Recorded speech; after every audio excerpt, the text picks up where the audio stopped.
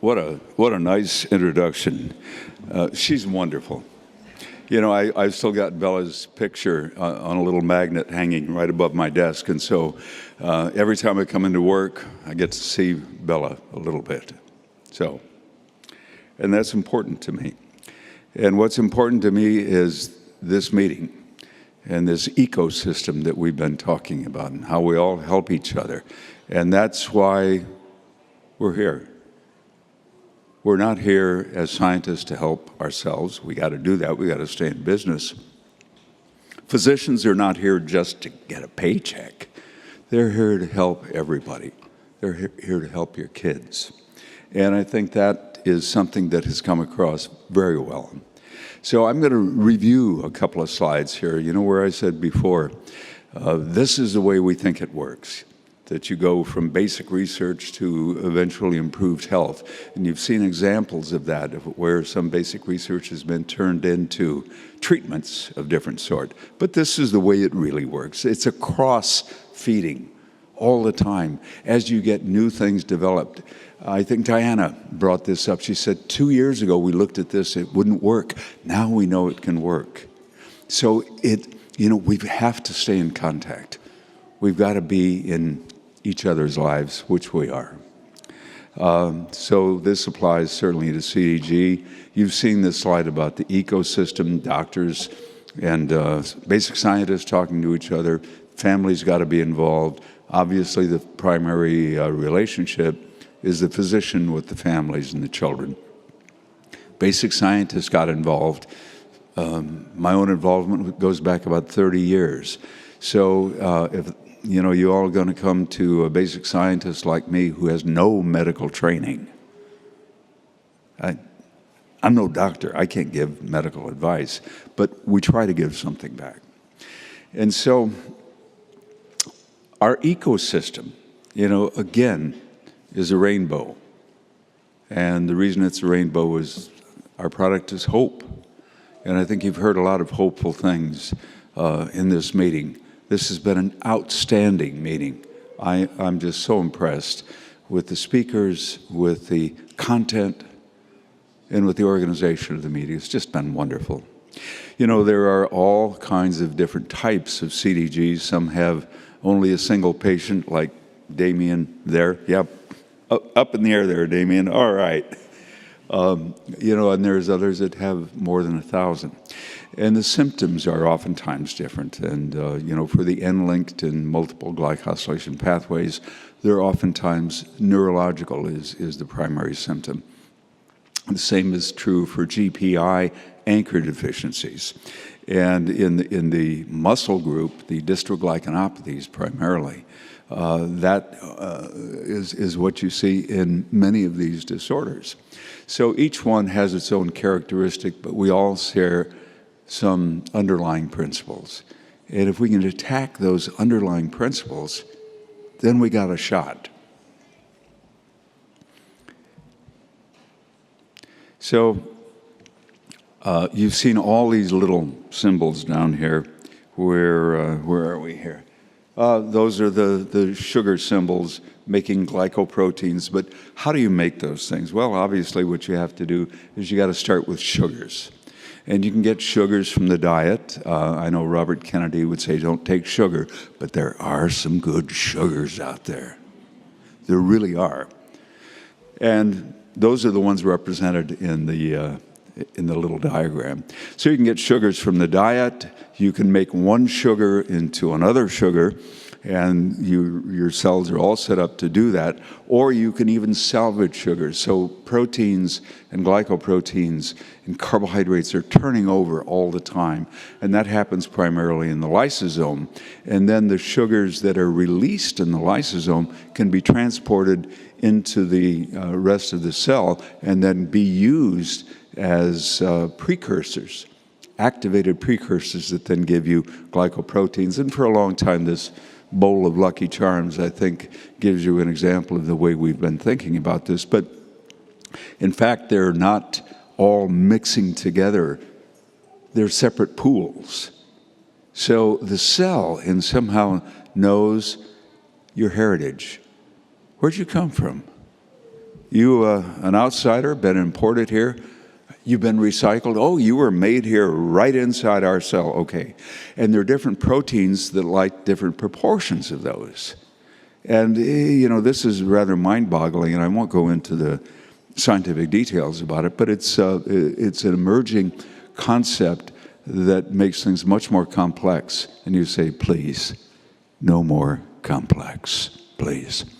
Well, we have to make glycoproteins. And one thing I want to show you is here the most common types of human glycosylation disorders.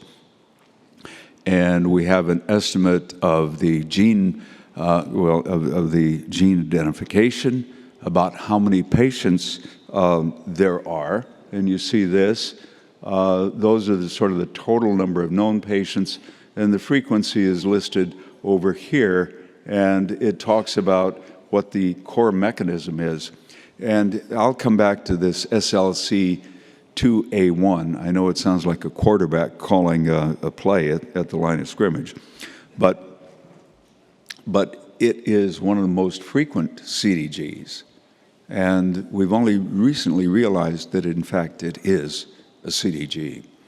Now, if you look at the blue stars, what you can see is that there are different sugars that seem to be useful in doing some of the therapies. Now, that's not all therapies all the time for all patients. Fucose, as I'll talk about here, ribitol, which is now in clinical trials for FKRP, and epalostat. You've heard much discussion about this, and there's hopefulness in that. But it gets to be rather subtle because we don't know everything. Every year we know a little bit more, but you don't know it 4 years ago when you're putting this trial together. So we always are learning more and always having opportunity. If we look at what ranks number 4, it's GMPPB, and some of the pig disorders are very prominent in there. And notice what comes up here is that galactose is a potential therapy, and in some cases already shown effective results in patients. Now, that doesn't mean all patients benefit. It's a little like the epalostat trial, which is, I think, the most advanced and certainly the one that had the greatest interest of people here in the room. But not every treatment is going to work on every patient, but there's hope within that. So I'm going to tell you a story about my little buddy here, Abdullah. And this goes back quite a long way. He had hypotonia, so he's floppy, intellectual disability, failure to thrive, short arms and legs, but he also had elevated peripheral leukocytes. And what does that mean? That means his blood was not red. It looked like tomato soup made with cream. He had so many white cells running around in his blood, and he was always getting infections. And he got infections because the white cells couldn't get out of the circulation and get into the infections to fight them. So this kid was really in trouble. He was on antibiotics all the time. And in a collaboration with Thorsten Marquardt, who's shown here, we figured out that he had a fucose deficiency. Now, fucose is a sugar, and it's one of the sugars that you've seen on glycoproteins from before. So Thorsten and I had been involved together in giving Manos to the first patient with MPI deficiency. So when he told me about Abdullah, he said, there are no trials out there for feeding fucose to people. What do you think we ought to do? And I said, well, let's try some fucose. Let's see what we can do. So I took some, Thorsten took some, we drank it, and then we tracked the fucose absorption in our blood and then how quickly it cleared out. And you can see that when we had double the dose, when I took double the dose, it just about doubled the amount up here. And then over a number of hours, it was cleared out. And we thought, well, geez, could we possibly do this for Abdullah, and would it work? Well, we didn't know, but his parents wanted us to try, and so we did that. And this was one of the more phenomenal things. Here Here is a graph of the number of white cells. Here's where it should be, the gray area. So here's Abdullah at this point, always having his tomato soup blood. 5 days, 10 days after starting Fucose, he goes into the normal range. My God. To me, that was one of the most shocking things I'd ever seen. To have something so simple, to be so effective, so quickly. Most of his other problems didn't get solved. And here's a picture of Abdullah. Just a couple of years ago, he passed away just this past year, but he was continuing with Thorsten Marquardt. So that set the stage for a few other things. And now, in fact, there is even some Fucose therapy that is being used in a number of different disorders. IBD and colitis. In cancer, there are papers looking at these sorts of things in mice. And if you give the mice Fucose, and it depends on the dose, you can see improvements. Cancer biology. There was a very recent, and I'd suggest that you take a look at it, a very recent review. It's the one at the very bottom of the slide down here. It was in Nature Reviews in Cancer, just came out last month. Talks about Fucose being used in tumors. It's got a future. Immune modulation, microbiome interactions. A lot of the early microbiome work involved Fucose, and the reason was because bacteria are very smart. They cut off Fucose, and they use it. They use it for energy. But you know what? They have such communication with the body that they actually say, look, body, we really like Fucose, so would you please upregulate the amount of Fucose you put on to the glycans in the gut? And the body went, okay. And that's what happened. There was a bidirectional communication. As phenomenal as it sounds, there was a communication. It suggests, again, there's a symbiosis and there's an ecosystem. So we have Fucose as a therapeutic in several types of disorders. One is this thing that Abdullah had. It was a transporter that carries activated Fucose, GDB Fucose, into the Golgi where all of the glycoproteins are made. And it's also been used in several other disorders of glycosylation. Foot 8, which you know all too well, dear. I know. We couldn't get enough Fucose to develop in time. But there are, as you can see, there's a number of different disorders that have been treated with Fucose. And that gives you some hope because there's Fucose, galactose, mannose, N-acetylglucosamine, mannac, different sugars that are showing some effect in being able to improve in patients, in mice, in different situations. So what we're getting out of this is that you can go from rare diseases to more common disorders, and I think that's one of our selling points. Nobody knows glycosylation. I mean, you probably know more glycosylation in here than 200 doctors, maybe 500, because when you go to the doc and you talk about glycosylation, you're the experts. And the physician will probably say, yes, unless you're lucky enough to be a patient of one of the docs that are here. This is, as I said in my talk before, this is something we have to improve.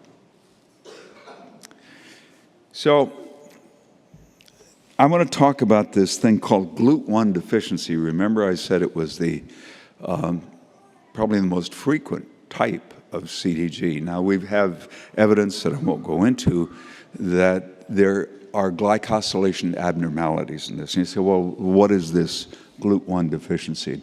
Well, it's caused by de novo mutations. That means mutations that happen in the embryo, or during very early embryonic development. They're de novo mutations, and it takes out one of the alleles of GLUT1. Well, what's GLUT1? Well, GLUT1 is a transporter that carries glucose from the outside of the cell to the inside. Really simple. It's very frequent.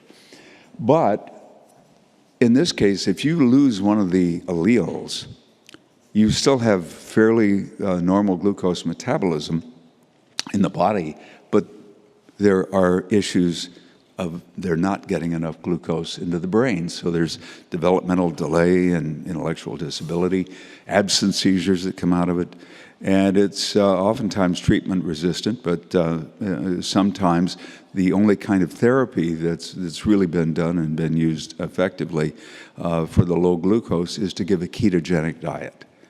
But that doesn't work for every patient, and for some patients, it works early on and then stops working. So it would be really great if you had a more generalized kind of therapy. And GLUT1, we found out, transports fucose.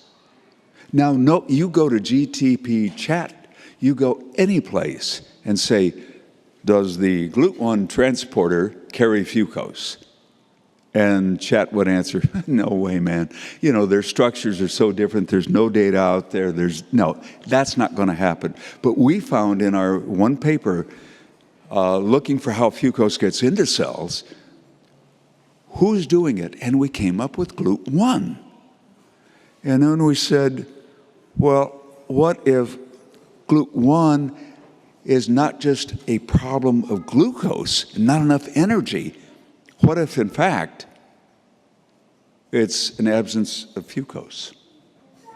So Thorsten Marquardt has a patient, and he read some of our papers, and there he is before therapy. Alles klar? Thank you. Alles klar? He had no interaction with his parents. He was crying all the time. He was a miserable child. And it was a very bad situation. So after about a year, this was taken just in July, here is Eddie again. And I'll, for those of you who don't... Hände waschen. Can you wash your hands? Waschen muss sein jedes Kind. Weiter. Again. Hände waschen. Wash your hands. Waschen, bis sie sauber sind. Now we got clean hands. Sind die Hände sauber? Ja, doch leider ist kein Handtuch da.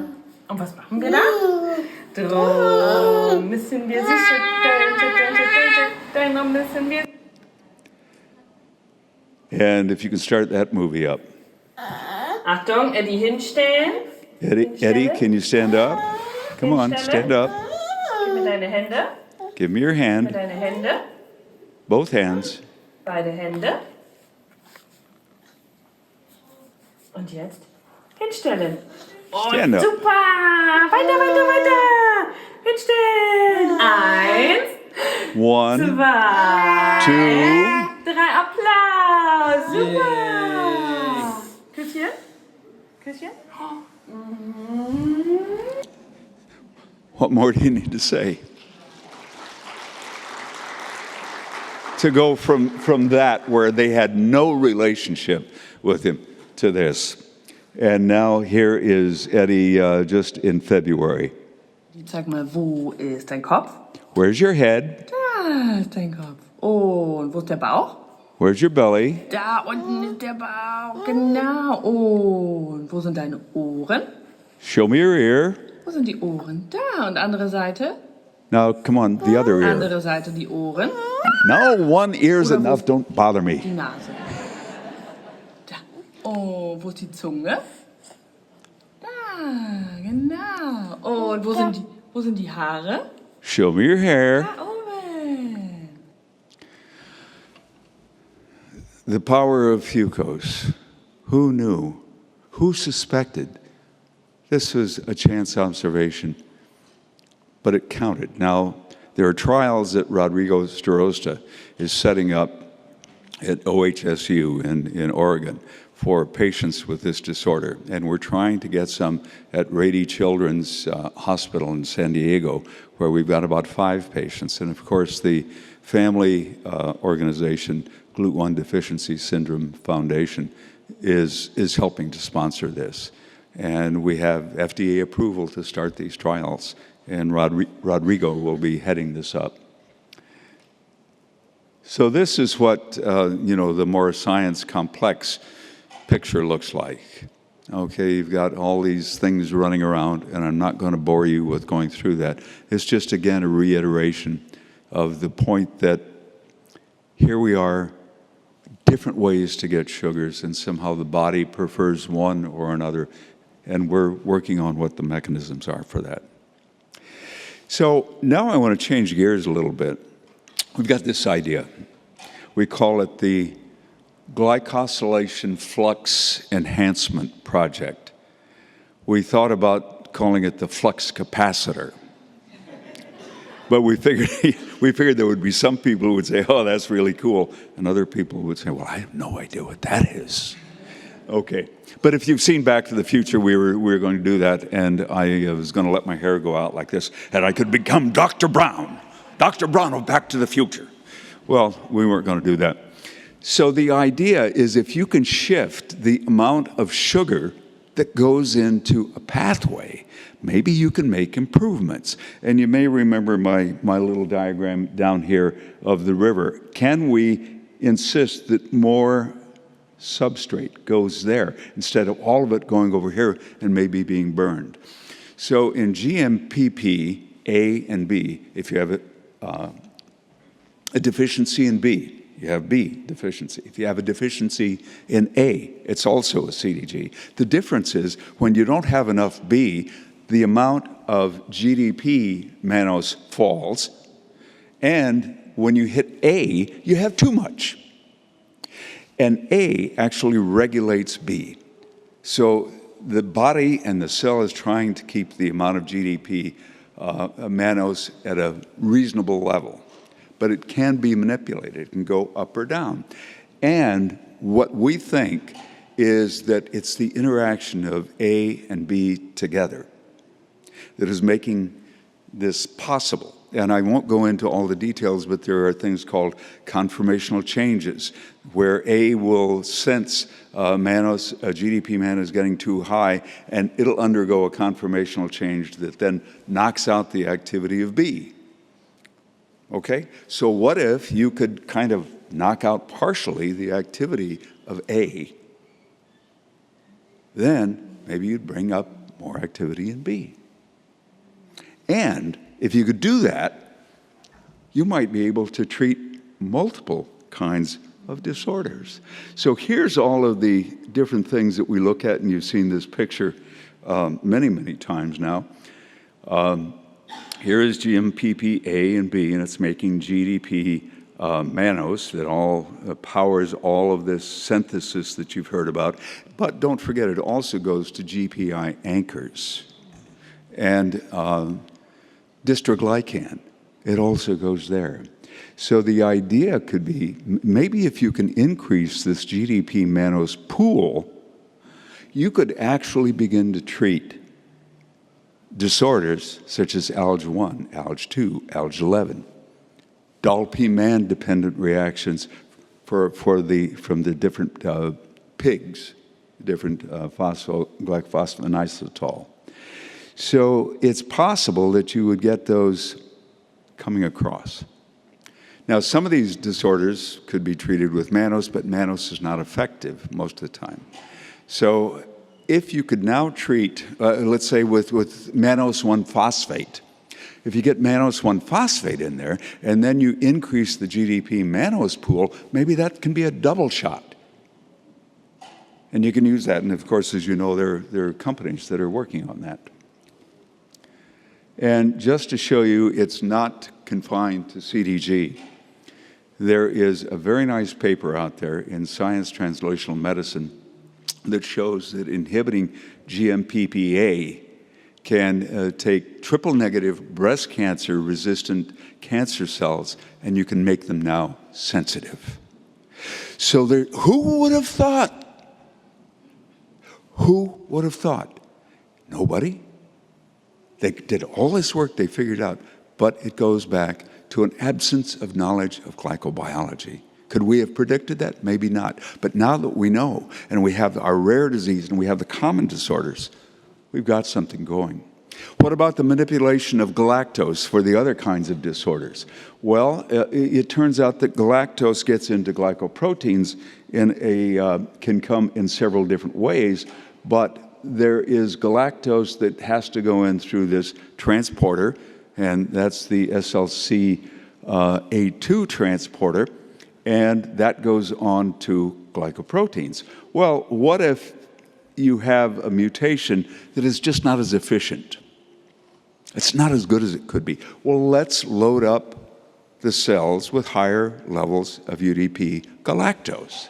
And, in fact, what we can do for that, and we could also use this in other disorders that appear to be important for galactose metabolism, we could then do that by blocking one of the pathways called GAL-E. I won't go into the biochemistry, but again, what we can do is shift the flow of the metabolites.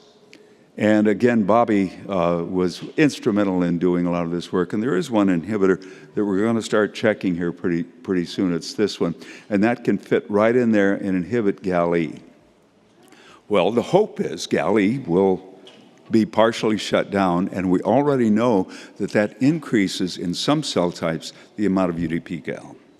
So again, we have opportunities for doing things.